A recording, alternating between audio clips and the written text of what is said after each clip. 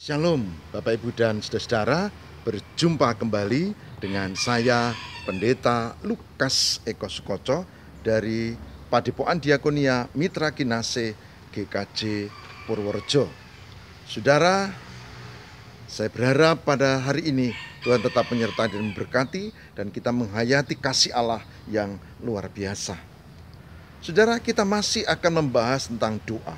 Kemarin kita sudah membahas tentang doa yang benar, dengan motivasi yang benar, dengan penghayatan yang benar, dan bukan ritual, sekedar ritual, rutinitas, bahkan bukan untuk pamer, ya, bukan untuk tujuan memaksa Tuhan dengan berpikir kalau sekian kali berdoa Tuhan nanti gampang kita kuasai, Tuhan akan nuruti apa yang kita mau. Bukan, dalam iman Kristen tidak ada ajaran seperti itu. Dan saat ini kita akan mempelajari yaitu contoh doa yang tidak benar yang seringkali barangkali kita lakukan. Dengan harapan kita akan melakukan doa yang benar. Saudara, saya berharap ini menjadikan perenungan kita dan saya percaya Tuhan berkati kita.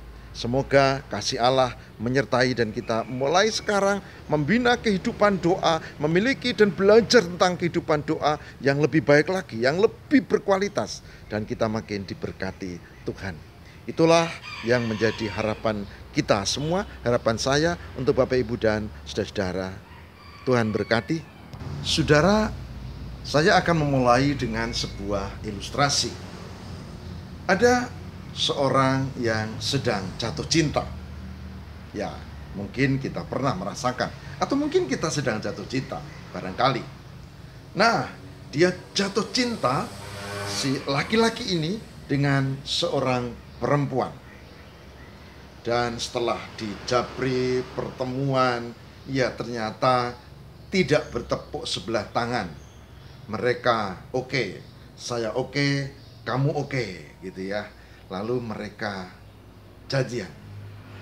Nah, si perempuan ini berdoa, Tuhan berkatilah supaya kami nyawiji dipersatukan. Gitu ya. Yang laki-laki juga berdoa, Tuhan berkatilah supaya ini menjadi kekasih belahan jiwaku. Oke? Salah? Tidak. Berdoa tidak salah. Berdoa minta supaya ini diberkati dan disatukan sebagai sebuah keluarga tidak salah. Tapi ada masalah. Masalahnya adalah si perempuan itu masih punya suami. Perempuan itu sudah bersuami dan masih punya suami. Meskipun suaminya itu tiduran karena sudah sakit berbulan-bulan. Bahkan tidak bisa apa-apa. Dibilang sadar tidak, dibilang tidak juga setengah sadar. Ya, nggak bisa apa-apa. Coba, benar enggak berdoa seperti tadi? Berdoa tetapi kekasihnya yang perempuan itu ternyata masih punya suami. Meskipun suaminya sakit tergeletak di tempat tidur. Benar enggak si perempuan itu berdoa? Berdoa minta laki-laki lain. Sementara dia masih punya suami. Meskipun suaminya tergeletak di tempat tidur. Saudara, mereka berdoa dengan tekun. Berdoa, bahkan dengan puasa juga. Bagus. Doa dan puasa. Doa puasa bagus. Cuma motivasinya yang salah. Dan ternyata si suaminya itu tetap tergeletak. Ada perkembangan sedikit, sadar sedikit. Berbulan-bulan. Dan bertahun-tahun. Berarti apa? Berarti Tuhan tidak mengabulkan. Karena mereka maunya suaminya ini, maaf ya, itu sakit, lalu parah dan meninggal. Lalu mereka bisa menikah. Ternyata tidak. Itu contoh doa yang salah. Doa yang mau memaksa Tuhan. Doa yang mau membuat desain supaya Tuhan itu manut. Ikut, nuruti, gitu. Doa untuk kepentingan diri sendiri. Ini doa yang tidak benar. Doa yang motivasinya adalah untuk diri sendiri tanpa melihat kehidupan, spiritualitas, pertobatan, kebenaran di dalam firman Tuhan.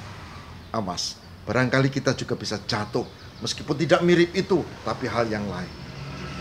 Mari kita cermati. Saudara, saya mengajak kita untuk mencermati hal ini berdasarkan surat Yakobus pasal 4 ayat 2 dan 3. Yakobus pasal 4 ayat 2 dan 3. Yakobus 4 ayat 2 dan 3. Yang demikian firman Tuhan. Kamu mengingini sesuatu, tetapi kamu tidak memperolehnya. Lalu kamu membunuh, kamu iri hati, tapi kamu tidak mencapai tujuanmu. Lalu kamu bertengkar dan kamu berkelahi. Kamu tidak memperoleh apa-apa karena kamu tidak berdoa. Saya ulangi, kamu tidak memperoleh apa-apa karena kamu tidak berdoa. Perhatikan ayat 4. Maaf, ayat yang ketiga. Yakobus 4 ayat 3. Atau kamu berdoa juga, tetapi kamu tidak menerima apa-apa karena kamu salah berdoa. Saya ulang, atau kamu berdoa juga, tapi kamu tidak menerima apa-apa karena kamu salah berdoa. Sebab yang kamu minta itu hendak kamu habiskan untuk memuaskan hawa nafsumu. Yakobus 4 ayat 2 dan 3. Berdoa benar, tapi berdoa untuk memuaskan hawa nafsu tidak benar. Berdoa kepada Tuhan benar, tapi berdoa tidak menurut kehendak Allah. Tapi kemauanku, doa adalah cara untuk meminta, bahkan memaksa Tuhan. Tidak benar. Doa yang benar bukan begitu. Doa yang benar adalah tetap sesuai dengan spiritualitas yang benar, dilandasi pertobatan, relasi dengan Tuhan, hidup dalam kebenaran. Kita memohon dengan ketekunan, karena kita dikuatkan iman kita.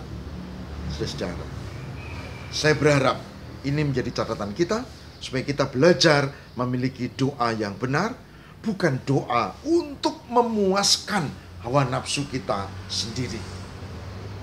Saudara, semoga mulai sekarang kita belajar untuk memiliki kualitas doa yang baik, doa yang benar, bukan doa yang tidak benar, bukan seperti Yakobus 4 ayat tadi 2 dan 3, tapi doa yang untuk kemuliaan Tuhan dilandasi pertobatan.